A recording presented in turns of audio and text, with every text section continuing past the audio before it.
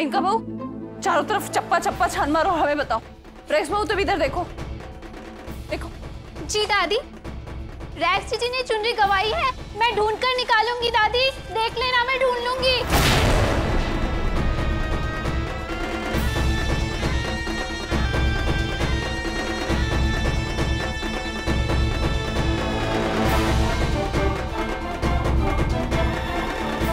दादी कुछ नहीं है। दादी यहाँ तो कुछ भी नहीं है।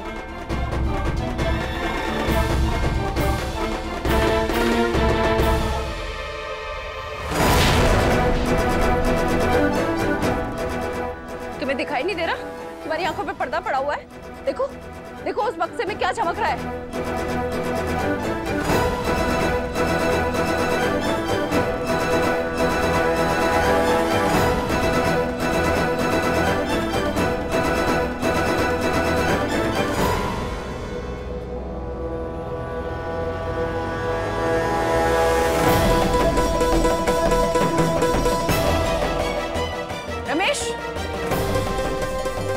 हमने तुम्हें कहा था ये फेंक देना, ये क्यों रखा हुआ है?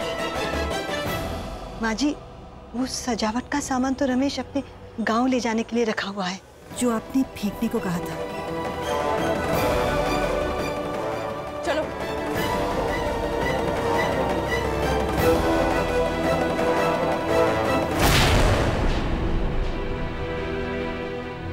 रमेश भैया, जब आपने कुछ किया ही नहीं है तो आप क्यों डर रहे हैं?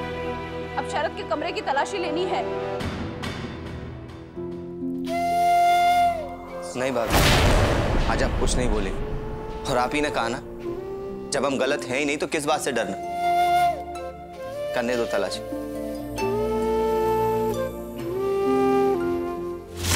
रेक्स बहू, उधर देखो। जी दादी। मेनका बहू, सब कोना कोना देखो।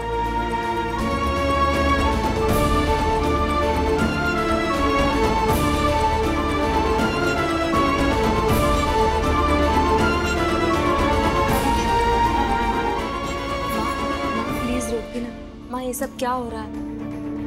माँ, ताने देना अलग बात होती है, पर यहाँ पर तो सीधे सीधे चोर होने का इल्जाम लगाया जा रहा है। प्लीज माँ, कुछ तो करिए आप, प्लीज।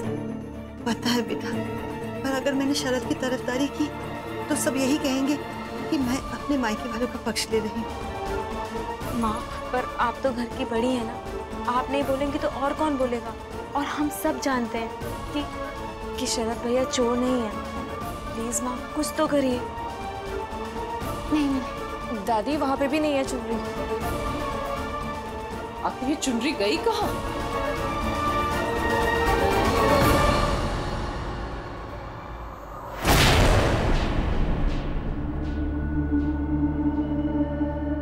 चलो जीजी, बाहर देखते हैं।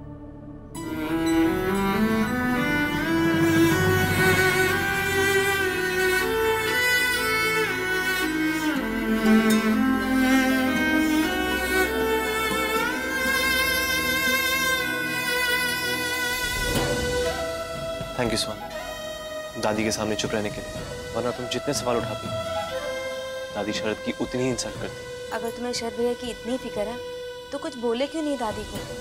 हम पिए भैया कहते हैं तो बहुत बुरा लगता है तुम्हें। और दादी आज उन्हें सीधे सीधे चोर बुला रही थी, तब तो तुम कुछ भी नहीं बोले।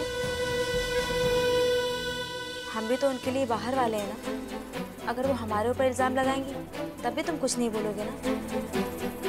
ऐसे ही चुपचाप तमाशा देखोगे? ऐसा कुछ नहीं होगा। ये लड़की, अपना कमरा खोलो।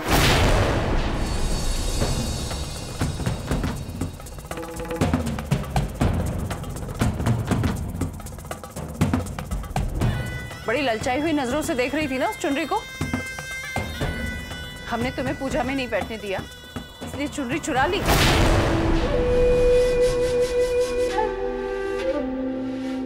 हमसे बदला लेना चाहती थी ना?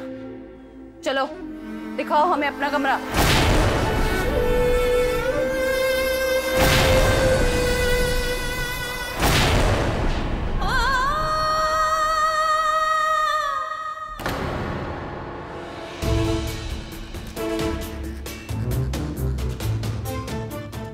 कृष्णा, क्या तुम्हें भी ऐसा लगता है कि मैं ऐसा कुछ करूंगी मैं वहाँ इतनी मेहनत से साफ सफाई कर रही थी और राखी मूंगफली के छिलके उड़ा रही थी, तो मैं क्या करती? थोड़ा आराम से नहीं बात कर सकती थी तुम मुझसे?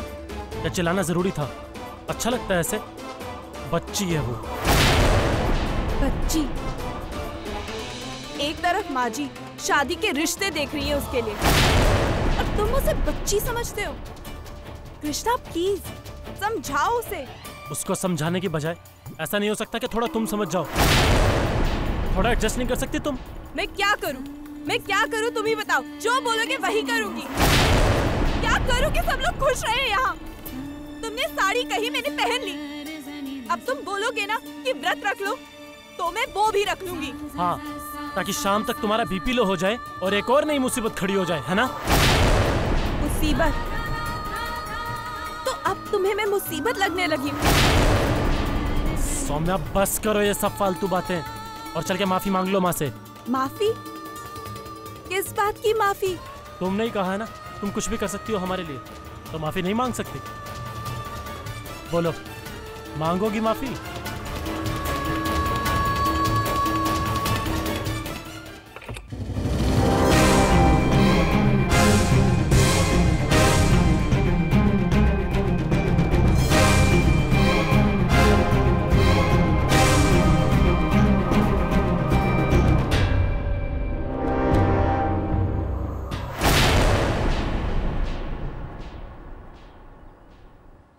दादी,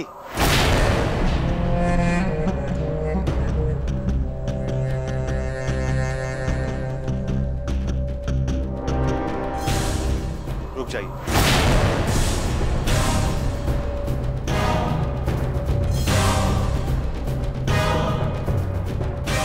सुहानी से पहले ये कमरा मेरा है और मुझे कोई एतराज नहीं है कि आप मेरे कमरे की तलाशी लें, लेकिन इस तलाशी का मतलब यही होगा कि आप मुझ पर भी।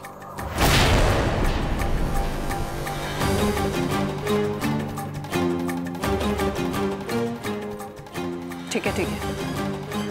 क्या तुम इस लड़की की जिम्मेदारी लेते हो? तुम्हें इस पर भरोसा है कि ये चोरी नहीं करेगी? मुझे सुहानी पर पूरा भरोसा है। वो गलतियां कर सकती है, लेकिन चोरी कभी नहीं।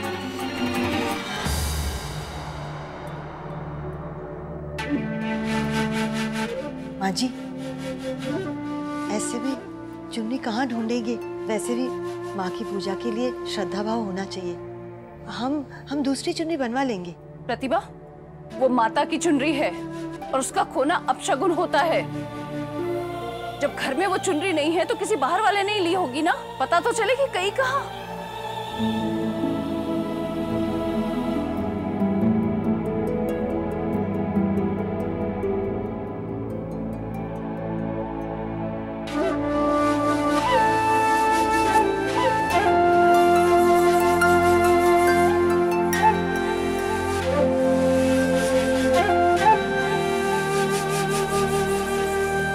युवराज,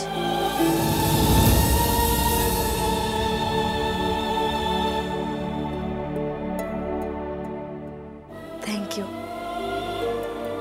वैसे आज जो रमेश भैया और शरद भैया के साथ हुआ वो व्यवहार बहुत ही गलत था, और हम उम्मीद करते हैं कि किसी दिन। Exactly, सुहानी, ये सब विशेष किसी और दिन के लिए रखो। जो अभी नहीं हो सकता उसकी उम्मीद करके क्या फायदा?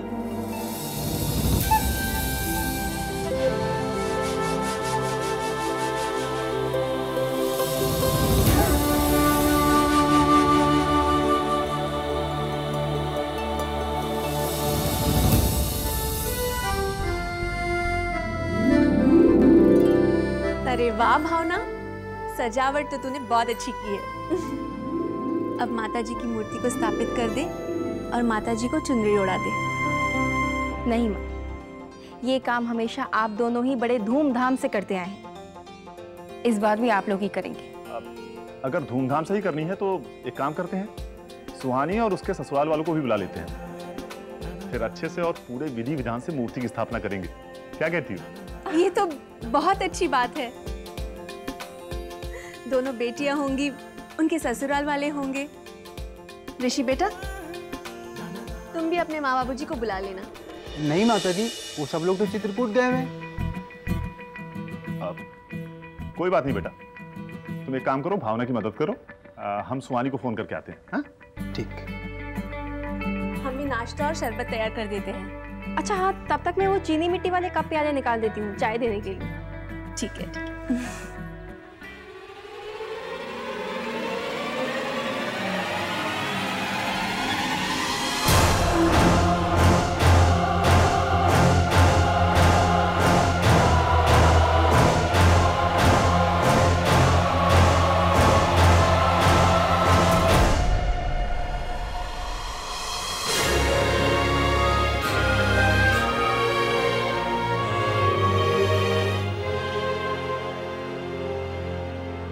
भाभी, मैं क्या कह रहा था, खूबसूरती कितनी खिल के आ रही है वीडियो में।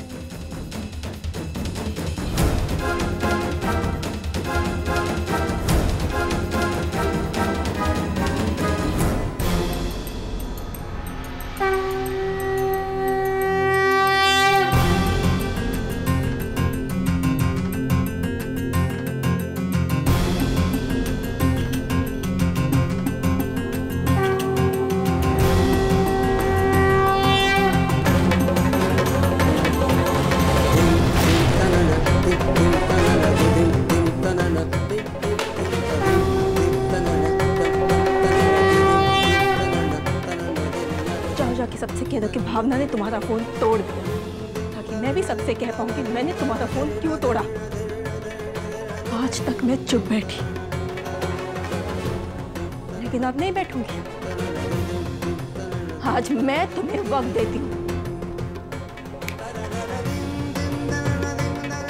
10 दिन सुधर जाओ, वरना दशहरे में रावण दहन के साथ साथ तुम्हारी कारनामों की लंका भी जला के भस्म कर दूंगी मैं। आज तक रिश्तों का लिहाज करके मैं चुप बैठी, लेकिन रिश्तों की मर्यादा लांघने पर चुप नहीं बैठूंगी, नहीं बैठूंगी।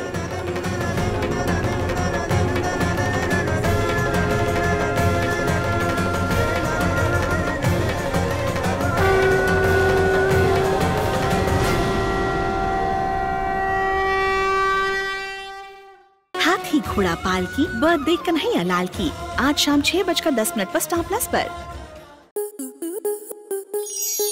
स्टार प्लस के YouTube पेज पर आने के लिए आपका धन्यवाद। अपने फेवरेट शोज देखने के लिए subscribe to star plus YouTube page and hit the bell icon.